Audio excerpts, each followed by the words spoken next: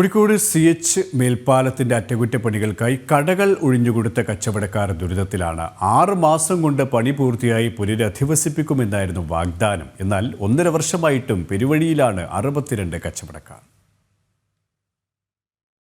കഴിഞ്ഞ വർഷം ജനുവരിയിലാണ് പുനരധിവാസം എന്ന ഉറപ്പിന്മേൽ കടകൾ ഒഴിഞ്ഞുകൊടുത്തത്.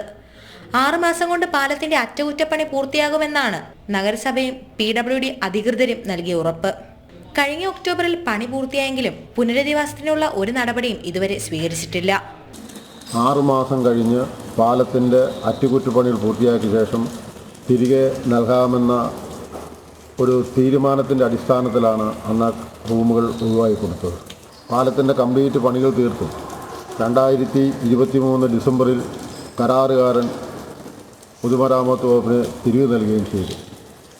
തുടർന്ന് ഈ റൂമുകൾ നിർമ്മിക്കുന്നതിനായിട്ട് കോഴിക്കോട് കോർപ്പറേഷനെ അറിയിക്കുകയോ വ്യാപാരികൾ തിരികെ നൽകാത്ത ഒരു സാഹചര്യമാണ് ഇന്ന് നിലവിലുള്ളത്.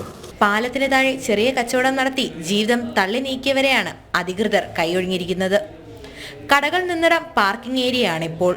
കാര്യമന്വേഷിക്കുമ്പോൾ കോർപ്പറേഷനും PWDയും പരസ്പരം പഴിചാരി കൈയൊഴിയുകയാണ്.